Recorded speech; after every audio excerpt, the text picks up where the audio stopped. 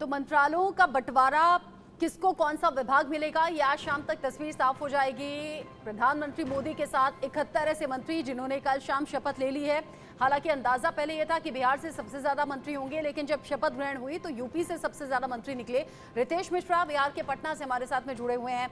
रितेश, 5 दिन बाद नीतीश कुमार वापस लौटे तो स्वागत बिल्कुल अलग अंदाज में हुआ। महिलाओं ने गीत तक गाए, उपलब्धियों का जिक्र किया और कहा किंग मेकर नहीं, किंग बनकर लौटे हैं आप। साथ ही साथ जिस तरीके से बिहार से मंत्रियों का चुनाव हुआ है, उसके पीछे अब चर्चा किस तरह की है?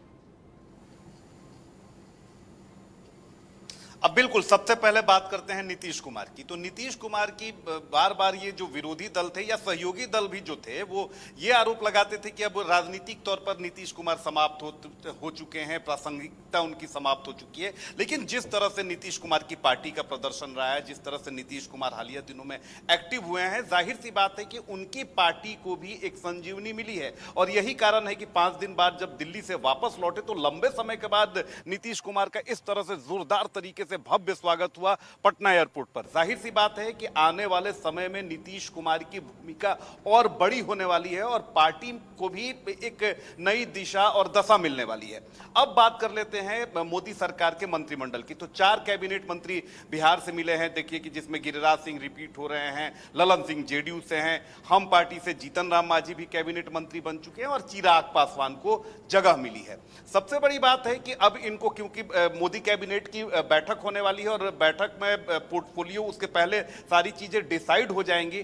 चर्चा ये चल रही है कि रेलवे मंत्रालय की दरकार है, जेडीयू को लगातार लंबे समय से वो मांग कर रही है। अगर रेलवे नहीं मिल पाता है तो पंचायती राज विभाग या फिर अगर बात करें तो ग्रामीण विकास विभाग पर नजर है जेडीयू की, जो अंदर हमारे जो सोर्सेज है उनका कहना है। चिराग पासवान की अगर बात कर लेते हैं तो चिराग पासवान जो भी मंत्रालय उनके पिता ने अब तक संभाले थे तो उन मंत्रालयों में उन्होंने काफी अच्छा काम किया था, चाहे वो स्टील की बात कर लें या फिर बात कर लें खाद्य आपूर्ति मंत्रालय की, संचार मंत्रालय की। तो इस तरह के मंत्रालयों की कहीं ना कहीं डिमांड है।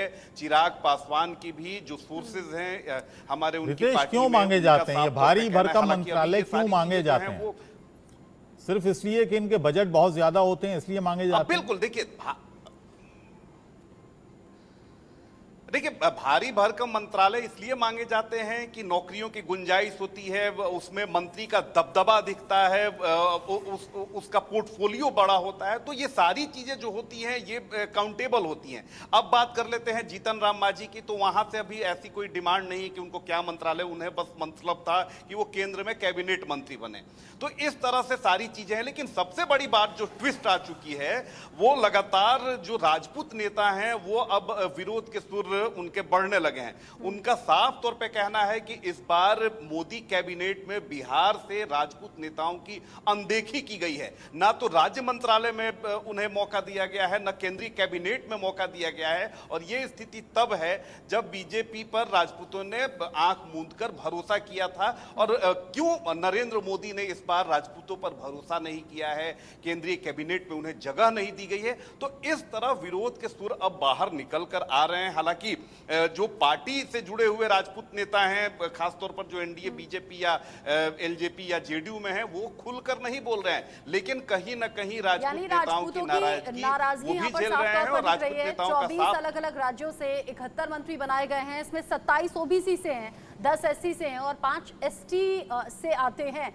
रितेश, आप रहिएगा हमारे साथ, चूंकि हम शपथ ग्रहण, मंत्री और उनके विभागों को लेकर बात कर रहे हैं, किस राज्य से कितने मंत्री। लेकिन इन सब के बीच में एक बड़ी खबर सामने आ रही है, पहले उसका रुख कर लें। बड़ी खबर, प्रधानमंत्री नरेंद्र मोदी ने जस्टिन ट्रूडो को कड़ा संदेश दिया है।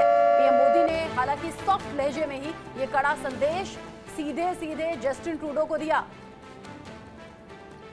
जस्टिन ट्रूडो की बधाई पर पीएम मोदी की प्रतिक्रिया दरअसल आई है। दोनों देशों के संबंध मानवाधिकार और कानून पर आधारित हैं, ये ट्रूडो ने कहा।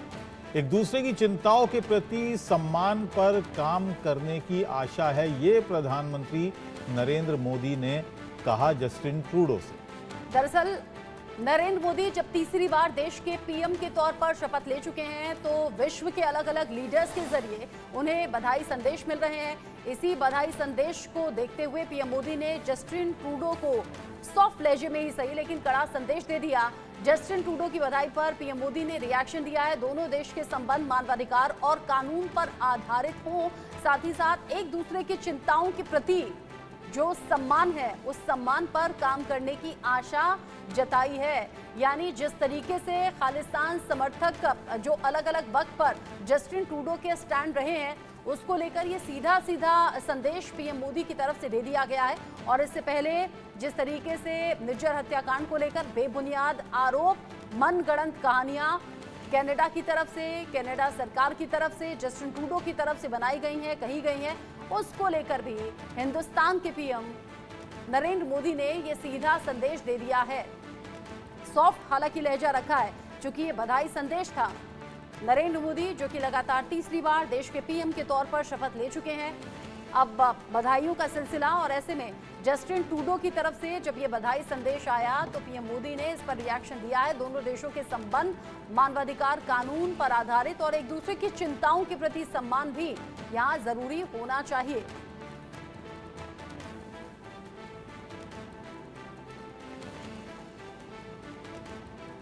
कनाडा और भारत के रिश्तों को लेकर प्रधानमंत्री नरेंद्र मोदी के इन शब्दों के बड़े मायने हैं। एक दूसरे की चिंता के प्रति सम्मान यहां पर सीधे तौर पर दिखाना चाहिए, ये पीएम मोदी का कहना है। एक तरफ कनाडा में अलग अलग तस्वीरें सामने आती हैं, फिर चाहे वो भारतीय दूतावास के बाहर खालिस्तान समर्थकों के प्रदर्शन हो या फिर अलग अलग तरीके से भारत पर सवाल उठाने की बात हो। जस्टिन ट्रूडो उन खालिस्तानी समर्थकों का सपोर्ट करते हुए भी अलग अलग वक्त पर देखे गए हैं जिन्हें सीधे तौर पर बड़ा संदेश और कड़ा संदेश पीएम मोदी की तरफ से दिया गया है। पीएम मोदी ने जस्टिन ट्रूडो को उस बधाई का रिप्लाई किया है और उसमें बड़ी बातें भी कह दी गई हैं।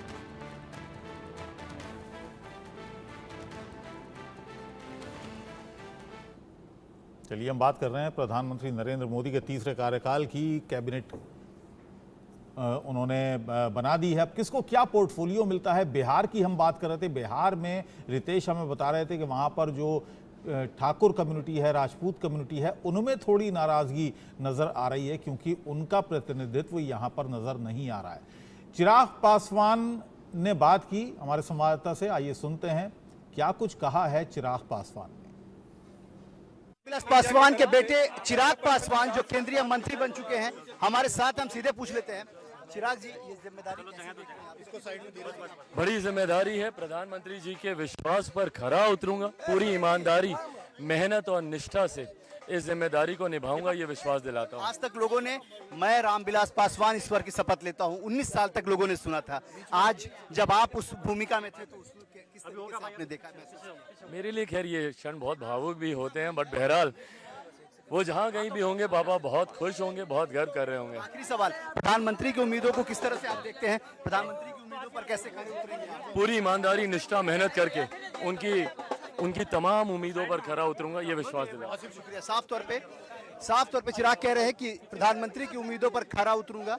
और लगातार देखिए उनके पास भीड़ लगी हुई है, लोगों की भीड़ है, लगातार लोग मिलने के लिए आ रहे हैं पूरे बिहार से। और चिराग पासवान ने जो उपलब्धि हासिल की है 100% रिजल्ट दिया है, इसलिए कार्यकर्ताओं का जोश भी बहुत काफी हाई है। कैमरामैन नेगी के साथ आसिफ इकबाल, इंडिया न्यूज, दिल्ली। और हमारे साथ दो खास मेहमान जुड़ गए हैं। आलोक मेहता जी हमारे साथ जुड़ गए हैं, एडिटोरियल डायरेक्टर हैं ITV के। इसके अलावा हिमांशु भट्ट हमारे साथ हैं, वरिष्ठ पत्रकार हैं। आलोक जी, सरकार बन गई है, अब कैबिनेट भी तैयार हो गई है, किसको क्या पोर्टफोलियो मिलेगा शायद शाम तक ये भी क्लियर हो जाए कैबिनेट की बैठक से पहले। अब इसको क्या कहा जाए, ये मौका है प्रधानमंत्री के लिए या एक चुनौती रहेगी आने वाले समय में? देखिए, चुनौती तो निश्चित रूप से ऐसा तो है नहीं। भारत पर क्या दुनिया में जो भी राष्ट्रपति प्रधानमंत्री हैं उनके लिए, चाहे बाइडेन के लिए हो या सुनक के लिए हो, और वहां तो अभी चुनाव होना है। गठबंधन की चुनौती की बात कर रहा हूं मैं, गठबंधन को साथ लेकर जो चुनौती है वो मैं बात कर रहा हूं। सरकार चलाना तो एक चुनौती है ही। देखिए, गठबंधन की मेरे राय अपने मित्रों से थोड़ी अलग होती है और इसलिए मैं कल भी कहा, देखिए गठबंधन में वो 75 से जो विरोधी लोग थे, बिल्कुल विचारों के विपरीत, जॉर्ज फर्नांडिस, कांग्रेस के, पता नहीं आपको ध्यान होगा कि नहीं, वो बाद में मंत्री भी रहे, पुराने कांग्रेसी थे, रविंद्र वर्मा जी, जब उनसे मिले तो उन्होंने कहा कि अरे आप तो हमसे बिल्कुल अलग है। उस जमाने की बात कर रहा हूँ। उसके बाद जब वो संगठन के महासचिव थे, पहले आरएसएस की बात बता रहा हूँ, 75 जब वो भूमिगत काम कर रहे थे, और उसके बाद जब वो संगठन में थे तो उनके जिम्मे कौन सा था, हरियाणा, जहाँ बंसीलाल और चौटाला दोनों एक दूसरे के दुश्मन, मैंने चौटाला देवीलाल जेल में रहे, चौटाला तो उस समय, और ऐसी स्थिति में उन दोनों के साथ संपर्क रख करके काम करके भाजपा को आगे बढ़ाना, फारूक अब्दुल्ला के साथ बढ़ाना, पंजाब में अकाली प्रकाश सिंह बादल और उनके साथ समझौते के लिए क्या क्या किया जाए। तो मेरा मानना है कि जिसको अनुभव होता है, आपने जैसे आप एंकर है, पहले जर्नलिस्ट रहे, कभी अपना रिपोर्टिंग किया, कभी फील्ड में आपने स्टिंगर के कष्ट देखे, तो आपको अंदाज होता है कि मैं क्या करना चाहिए और अपने सहयोग।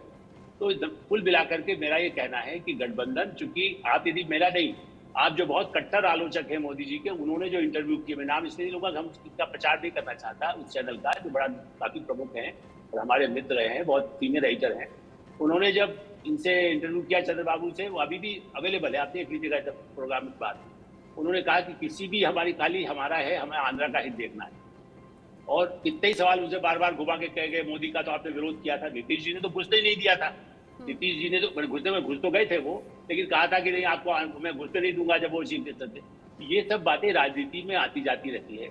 उसके बाद एक अंडरस्टैंडिंग चुनाव से पहले हो चुकी, और अभी जैसे अपने साथी भी कह रहे थे कि वो मंत्री क्या डिमांड करेंगे, कई बार बिगड़ भी जाते हैं। और सुबह एक खबर हम चला रहे थे, महाराष्ट्र से जुड़ी हुई चला रहे थे, हिमांशु जी मेरे साथ में उस वक्त जुड़े हुए थे, चूंकि एनसीपी को नाराज करना और एनसीपी की नाराजगी के बाद में अब एकनाथ शिंदे की मीटिंग की खबर आना कि विधायकों और सांसदों को वो बैठक उनके साथ कर रहे हैं, उन्हें एकजुट करने के लिए, क्योंकि खबर ऐसी है कि शिंदे गुट के कुछ नेता उद्धव गुट के साथ संपर्क में है और उद्धव गुट के कुछ नेता यहाँ शिंदे गुट के संपर्क में है। एक तो ये चुनौती हो गई, साथ ही साथ सभी को, क्योंकि वहां एकनाथ शिंदे इस काम में जुटे हैं कि सबको एकजुट करें, लेकिन एकजुट करने की जिम्मेदारी तो बीजेपी के कंधों पर भी होगी। अभी तो महज शुरुआत है। हिमांशु जी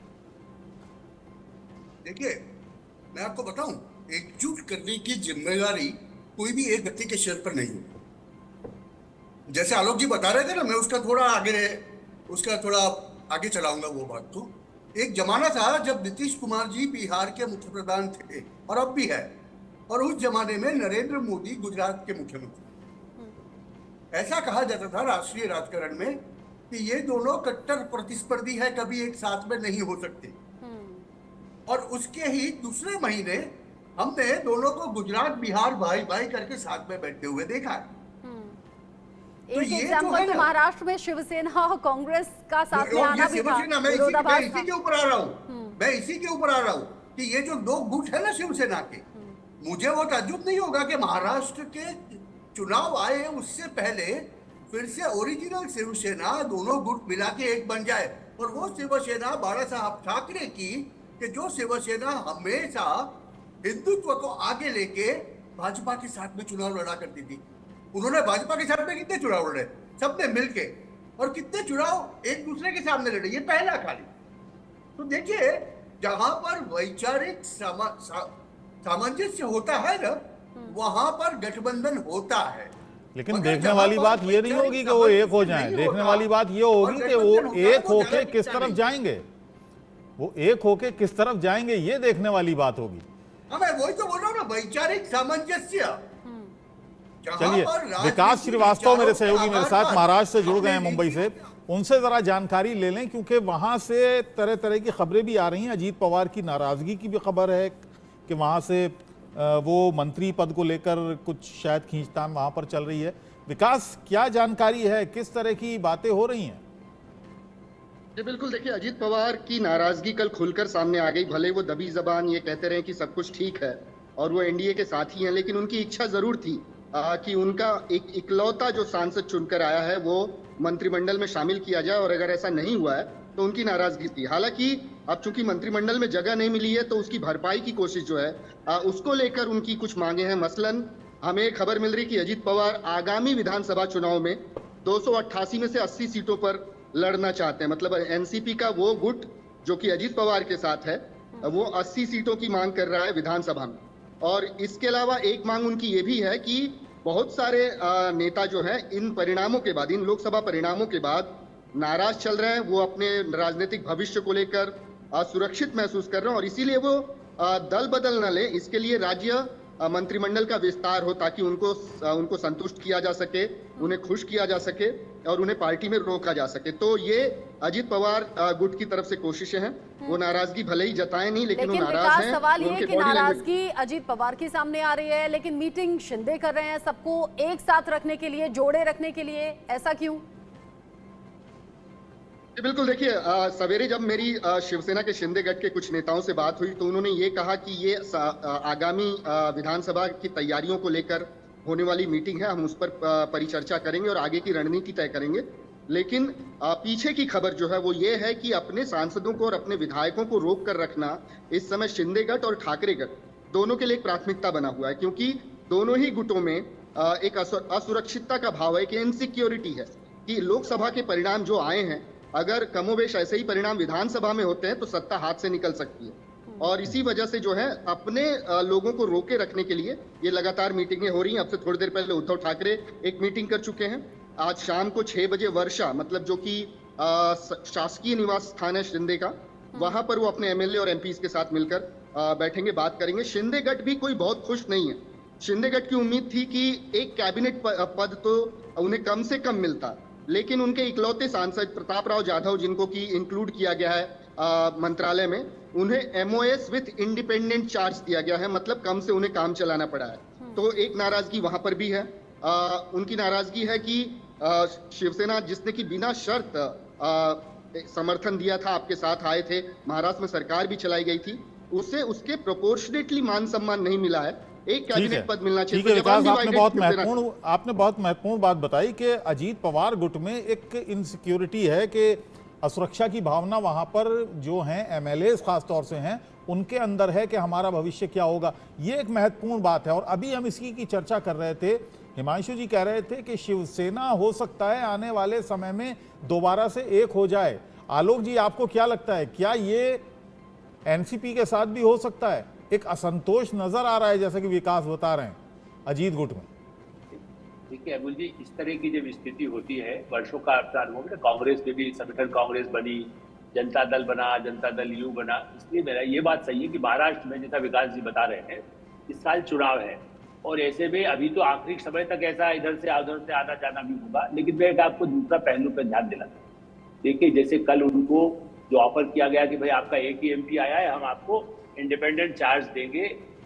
नाम तो तय नहीं था, लेकिन नाम तो पार्टी तय करती है हमारी तरफ से कौन रिप्रेजेंट करेगा। उसमें प्रफुल्ल पटेल जी का नाम उन्होंने दे दिया। तो समस्या ये है कि एक तरफ जब ये चर्चा भी हो रही थी कि दोनों पवार गुट भी एक हो जाए, शिंदे गुट एक हो जाए, अब वो फिर उनमें से कौन किधर रहेगा। मैं मानता हूं कि शरद पवार के नेतृत्व वाला हो सकता है बिल्कुल एनडीए से अलग रहे, तो या तो ये जो जाना चाहते हो स्पष्ट रहेगा कि भाई ये चले गए, ठीक है, फिर आप जो रहेंगे आप तो आ जाइए। तो मेरा ऐसा मानना है कि अभी भी वो कोशिश जारी है। और कई आप विकास आपको पुष्टि करेंगे, शरद पवार के खेमे के लोग के लिए भी लॉलीपॉप है। उनके लोग जीत के आए हैं सांसद, यदि वो खेमा बदल करके अजीत पवार के साथ आ जाएंगे तो फिर इनको कैबिनेट रैंक मिलेगा।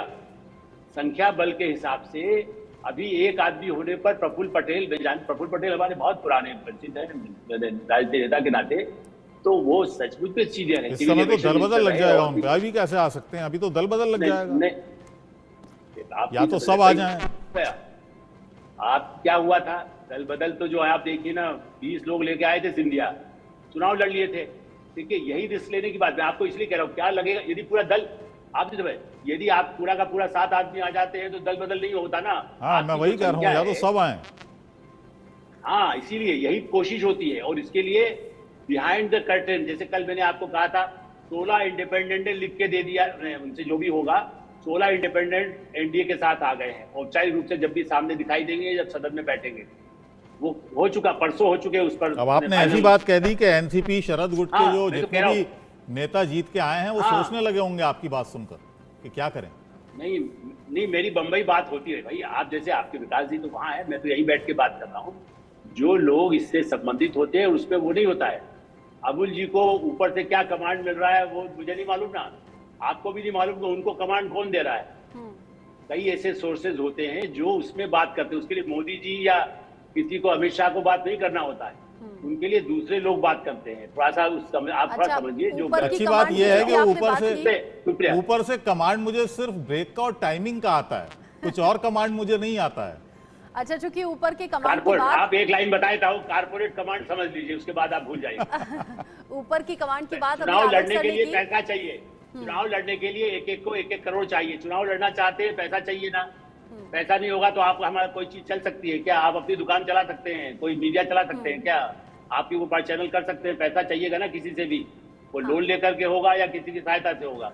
अच्छा, तो ऊपर इससे की ज्यादा कमांड और की खुल के चूंकि मैं क्या बात आलोक बताऊंगा? सर आपने की, हिमांशु जी इस पर रिएक्ट देखिए, करना अबू चाहते जी, हैं, लेकिन एक- साथ ही साथ ऊपर की कमांड से मुझे याद आया, जो अब विभागों का बंटवारा होना है, कौन कौन सा विभाग आपको लग रहा है कि अपने पास बीजेपी रखना चाहेगी? और चूंकि घटक दलों से 11 ऐसे मंत्री हैं जिन्होंने शपथ ली है, कैसे कैसे बंटवारा होगा? देखिए, जो कमांड की बात हो रही है ना, वो कमांड को आपको समझना है। तो ऐसा क्यों हुआ कि विपक्ष का कोई नेता नहीं और शरद पवार जी ही 82 साल की उम्र में जब वो हिंडनबर्ग वाला सब चला था, उसके सामने खुल के आए थे? वो कमांड होता। तो भैया, अनजाने बन के बात को टटोलने की कोशिश नहीं करनी चाहिए। और महाराष्ट्र की राजनीति में ये बहुत लंबे समय से चलता आ रहा है। मैं पब्लिक प्लेटफॉर्म में आज पहली बार बोल रहा हूं, मैंने खुद ने देखा है कि जब बाला साहब की तबीयत बिगड़ती है तो दो विपक्षों के सबसे बड़े नेता उनके पास जाके बैठते थे। आप कहेंगे वो तो मानवीयता थी। आखिर में वो कमांड कहीं ना कहीं से आता है, वो रिश्ते कहीं ना कहीं से बनते हैं। मुरली देवरा जी के बेटे का कांग्रेस से तकलीफ क्या थी? हम ये बात करने के लिए आज इकट्ठे नहीं हुए। देखिए, हाल फिलहाल में ऐसी कोई संभावना लग नहीं रही है, क्योंकि महाराष्ट्र में ये साफ कर दिया है वहां की जनता ने कि उन्होंने एनडीए के खिलाफ मैंडेट दिया है। अरे भैया, मेरी बात को पूरी कर लीजिए मुझे। आप अपना नतीजा निकाल रहे हैं, मगर महाराष्ट्र में मैं कह रहा हूं कि 6 पार्टियां कभी भी चुनाव नहीं लड़ी थी, ये पहली बारी लड़ी है। और ये 6 पार्टियां आपस में चुनाव लड़ी, उसके बाद उनको समझ में आ गया कि अगर हम इकट्ठे हुए, 2 इकट्ठे होते तो हमें 16-17 सीटें मिलती थी। उसकी जगह एक को 7 मिली, दूसरी को 9 मिली, यानी वोट भी बढ़ गया, वोट शेयर भी बढ़ गया। हिमांशु जी, तो जो आपने बात कही है वही एक बार विकास का रुख करके विकास से पूछ लेते हैं, क्योंकि आने वाले वक्त में महाराष्ट्र में, हरियाणा में और झारखंड, इन राज्यों में जो चुनाव होने हैं उनको भी ध्यान में रखा गया है इन 71 मंत्रियों की शपथ में। विकास, जैसे कि अभी हिमांशु जी कह रहे हैं, 6 पार्टियां अलग अलग चुनाव लड़ेंगी, वोट बैंक भी बढ़ जाएगा, सीट भी बढ़ जाएंगी। तो क्या हम ये सोचें कि आने वाले वक्त में जब विधानसभा इलेक्शंस होने हैं, ये जो मीटिंग्स चल रही हैं, शिंदे की मीटिंग, उद्धव की मीटिंग, उधर अजीत पवार नाराज, क्या ये इम्पॉसिबल सी चीज पॉसिबल होती हुई दिख रही है कि वापस से एक साथ आ जाए? देखिए, सबसे पहले तो ये समझ लेने की जरूरत है कि लोकसभा के चुनाव और विधानसभा के चुनाव, इनमें जो सबसे बड़ा फर्क होता है और सबसे मूलभूत जो फर्क होता है वो ये होता है कि दोनों ही चुनावों के मुद्दे अलग अलग होते हैं। लोकसभा चुनाव में नेता, सांसद चुने जाते हैं केंद्रीय मुद्दों को ध्यान में रख के, जो राष्ट्र स्तर के मुद्दे हैं उनको ध्यान में रख के केंद्र सरकार बनाने की कवायद वहां पर होती है। लेकिन जब राज्य में चुनाव होंगे तो मुद्दे अलग हो जाएंगे, क्षेत्रीय स्तर के होंगे, जिला स्तर के होंगे, उनके आधार पर जो जनता है वो अपना लोक प्रतिनिधि चुनेगी। ये तो सबसे एक पहला मुद्दा फैक्टर हुआ। शायद बना रहेगा। विकास, में आपकी बात बीच में काट रहा हूं, एक मुद्दा शायद बना रहेगा और वो है बाला साहेब की विरासत का मुद्दा, कि बाला साहेब का असली वारिस कौन है, क्योंकि इस चुनाव में भी बता दिया महाराष्ट्र की जनता ने, और ये मुद्दा विधानसभा चुनाव में भी बना रहेगा मेरे ख्याल से। आप क्या मानते हैं? उसमें तो तीसरा भी आ जाएगा भैया, आपसे मेरी राय थोड़ी मुख्तलिफ है। अगर मैं चुनावों का बारीकी से विश्लेषण कर सकूं, जितना समय मुझे दिया गया है, तो मैं ये देखूंगा कि बराबरी में छूटा है ये मुकाबला। अभी भी शिवसेना के वोटर जो है कंफ्यूज हैं, ये समझ नहीं पा रहे कि असली शिवसेना कौन है और नकली शिवसेना कौन है। आप सिर्फ अगर संख्या बल पे असली और नकली की पहचान कर रहे हैं तो वो पैमाना इसलिए गलत हो जाता है क्योंकि शिवसेना उद्धव बाला साहब ठाकरे की पार्टी 21 लोकसभा चुनाव सीटों पर लड़ी थी और वो 9 सीटें जीत पाई थी, जबकि शिवसेना एकनाथ शिंदे की पार्टी जो है वो 15 सीटों पर लड़ी और 7 सीटें जीत कर लाई थी। तो स्ट्राइक रेट जो है वो अभी भी एकनाथ शिंदे का जो है बेहतर है।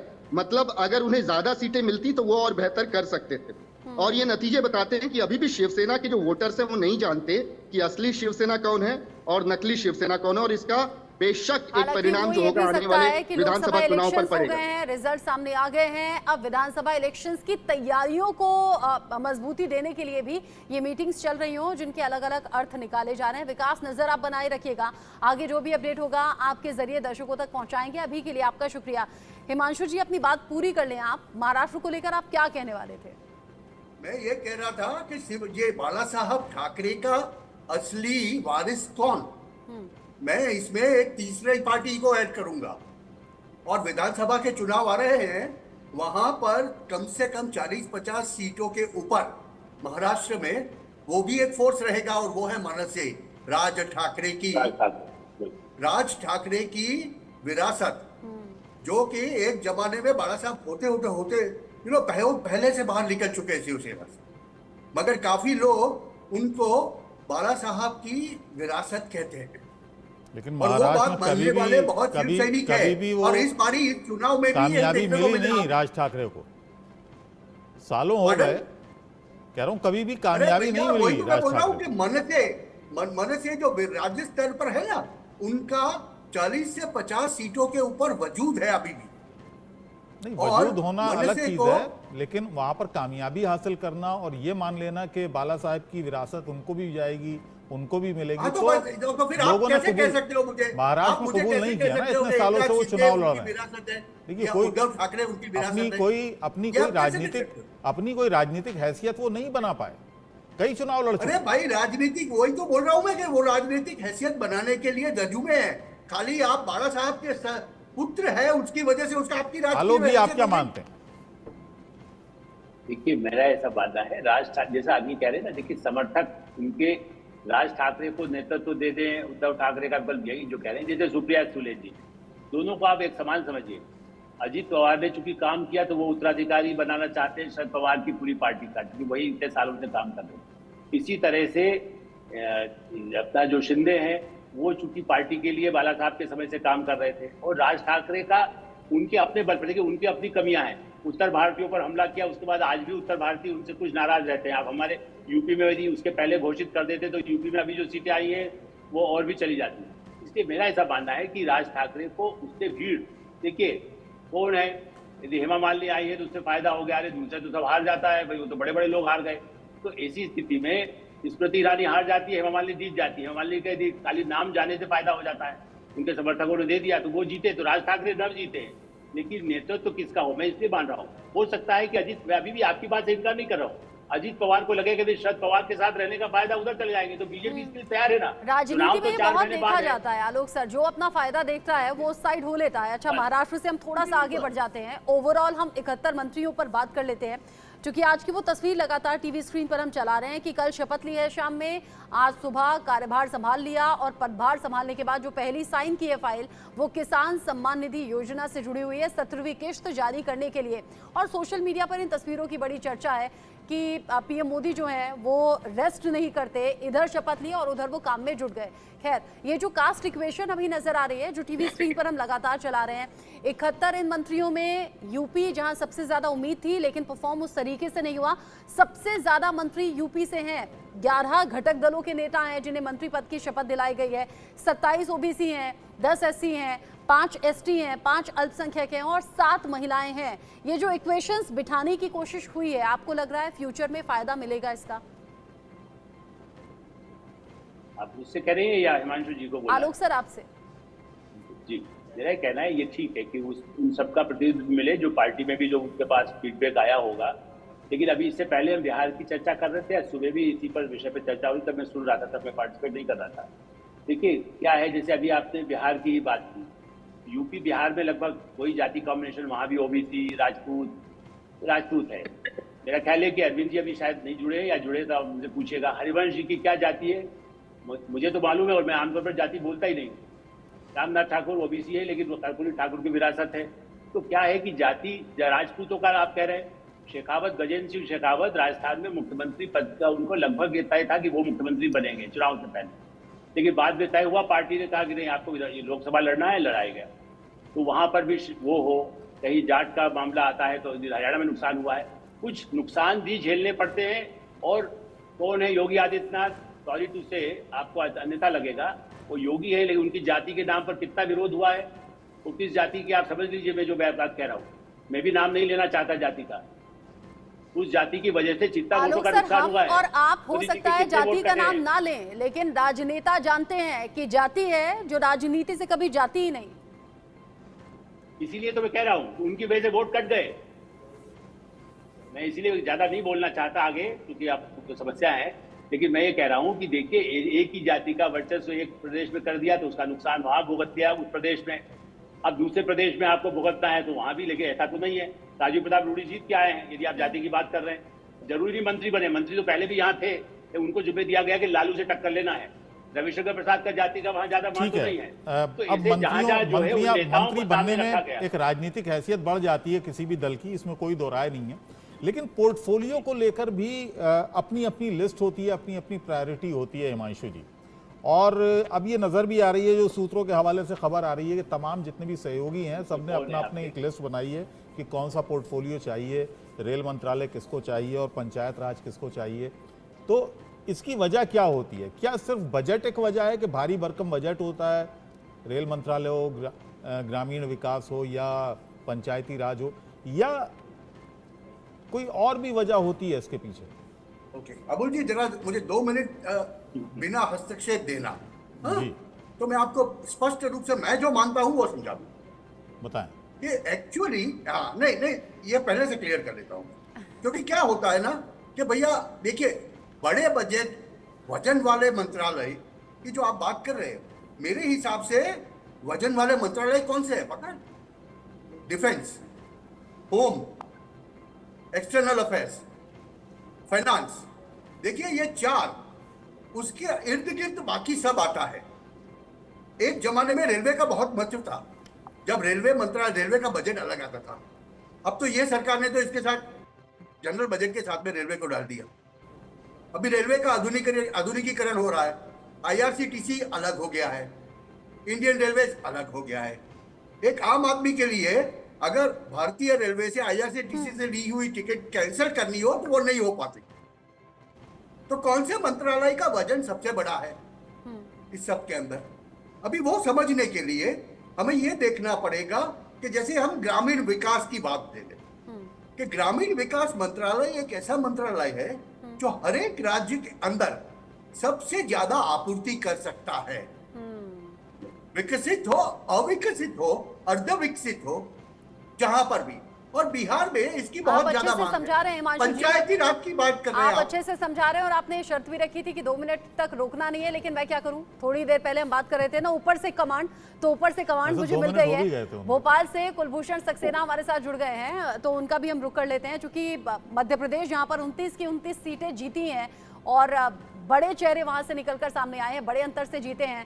तो क्या चर्चा अभी मध्य प्रदेश के नेताओं में हो रही है, जिन्होंने मंत्री पद की शपथ ले ली है? किसको कौन सा विभाग, क्या उम्मीद है?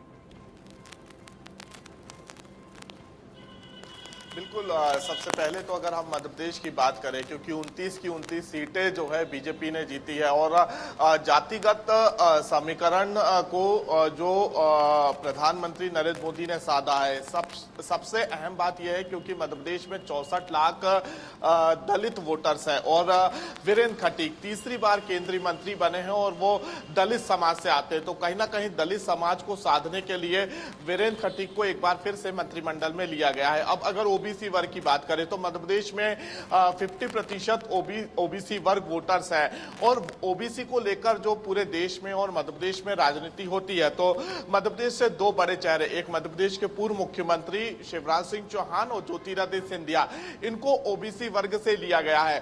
फग्गन सिंह कुलस्ते जो कि आदिवासी वर्ग है, 45% कुछ सीटों में आदिवासी जो वोटर्स है वो कहीं ना कहीं मध्य प्रदेश की राजनीति में एक बेहद ही अहम हिस्सा रखता है और मध्य प्रदेश में सरकार बनाने में एक अहम रोल काल जो है वो आदिवासी वोटर्स निभाता हुआ नजर आता है। फग्गन सिंह कुलस्ते को ड्रॉप किया गया है, लेकिन दो आदिवासी एक महिला सावित्री ठाकुर जो कि आदिवासी क्षेत्र धार से आती हैं और दूसरी बार सांसद बनी है, महिला है। इसके पहले ही प्रधानमंत्री नरेंद्र मोदी ने उन्हें संकेत दे दिए थे कि हम आपको अपने मंत्रिमंडल में शामिल करेंगे। इसके साथ ही दुर्गादास उइके बैतूल के सांसद हैं, तीसरी बार के सांसद है। और दुर्गादास उइके की अगर बात करें तो एक आदिवासी वर्ग से आते बेहद ही सीधे साधे इंसान है, लेकिन सबसे अहम बात यह है क्योंकि बैतूल नागपुर से जुड़ा हुआ है जो कि संघ का गढ़ माना जाता है और दुर्गादास उइके संघ के बेहद ही करीबी हैं और बैतूल से इसलिए उन्हें केंद्रीय मंत्रिमंडल में शामिल किया गया है क्योंकि बैतूल और छिंदवाड़ा सीट जो है कमलनाथ का गढ़ मानी जाती थी और 26 साल बाद बीजेपी ने छिंदवाड़ा सीट पे जीत दर्ज की है। तो छिंदवाड़ा और बैतूल की जो कनेक्टिविटी है आने वाले समय में छिंदवाड़ा में जो उपचुनाव है या फिर ठीक है कुलभूषण, फिलहाल बहुत जानकारी के लिए आपका धन्यवाद। फिलहाल मुझे आपको यहीं रोकना पड़ेगा क्योंकि समय एक ब्रेक का हो गया है और आलोक जी और हिमांशु जी आप हमारे साथ बने रहें, आपसे आगे भी गुफ्तगू करेंगे। एक छोटे से ब्रेक के बाद लौटते हैं।